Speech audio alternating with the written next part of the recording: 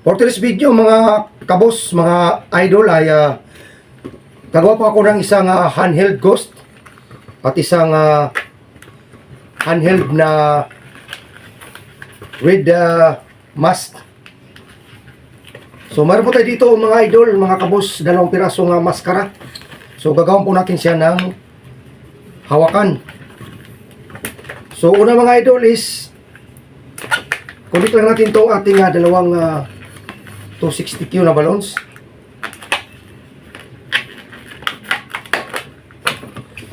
So yan mga idol, naikabit na natin. So sunod mga idol is gawin na natin siya parang lubid o lubid. So kung medyo hirapan kayo mga idol, iipit po natin sa ating dalawang hita. Tapos lupot lang. Sunod mga idol is i-in po natin. Tapos dalawang pinch twist mga idol.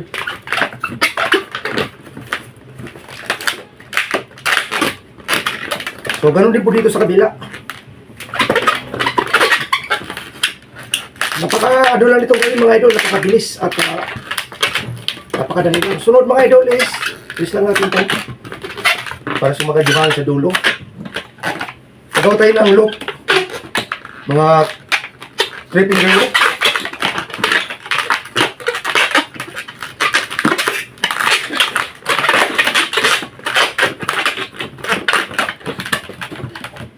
So ganun din dito sa kabila mga idol.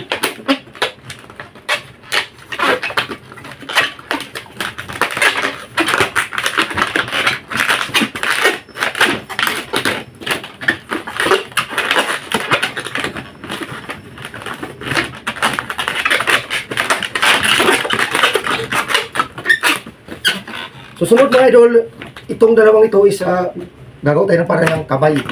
So kuha tayo dito ng mga 1 finger bubble. Tapos loop, mga 3 finger bubble loop.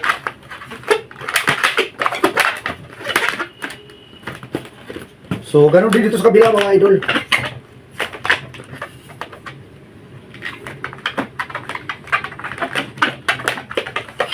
Three finger bubble. Put 3 finger loop.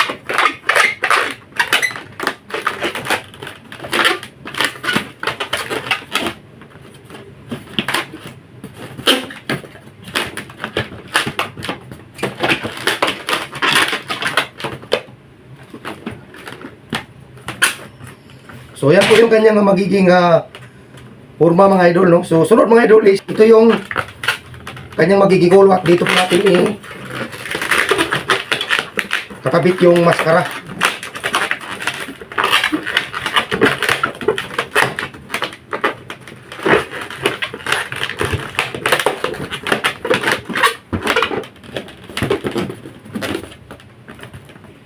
So yan po siya mga idol. So mayroon po tayo ditong maskara mga idol na ghost.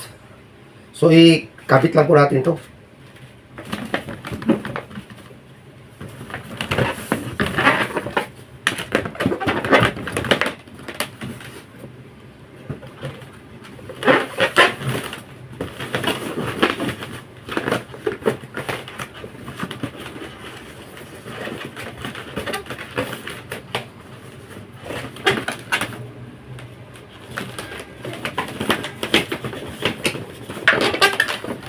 Iayos lang natin mga idol.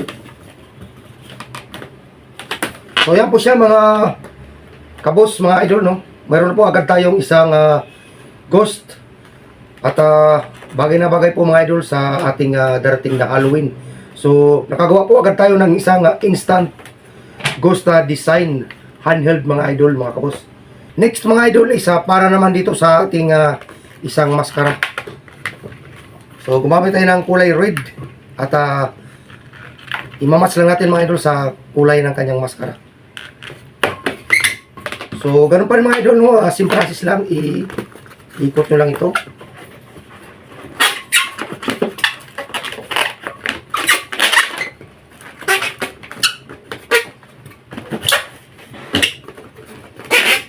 Tapos i-lock mga idol.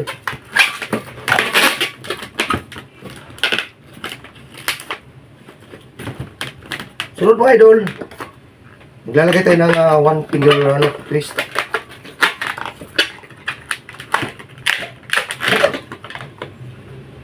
So, pare sa kabila lang. Isang one finger bubble. Sunod mga idol is four finger loop.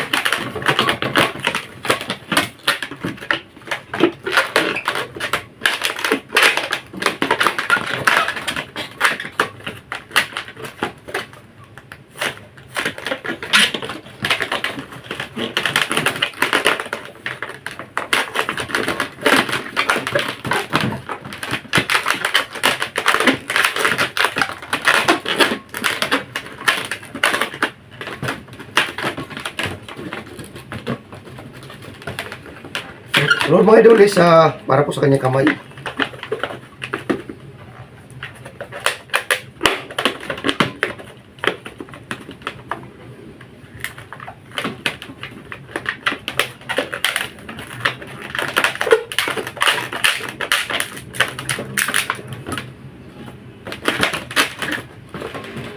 Mamatch na natin dito sa kabila mga idol para maganda sa tingnan.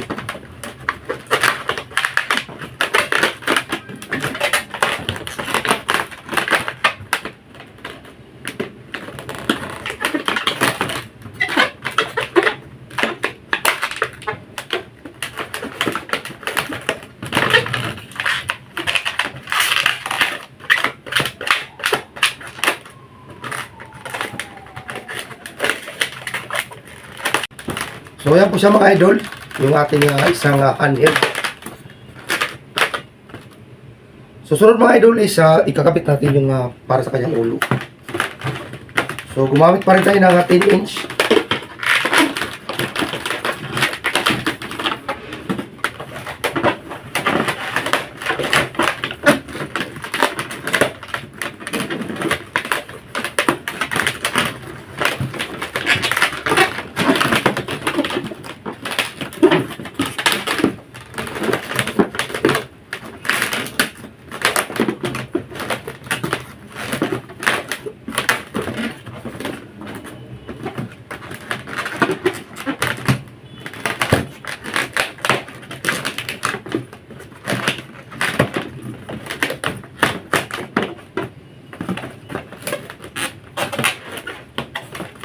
So yan po siya mga idol, no? Yung ating lalagyan ng maskara. So mayroon po tayo ditong red mask. So i-kabit lang po natin.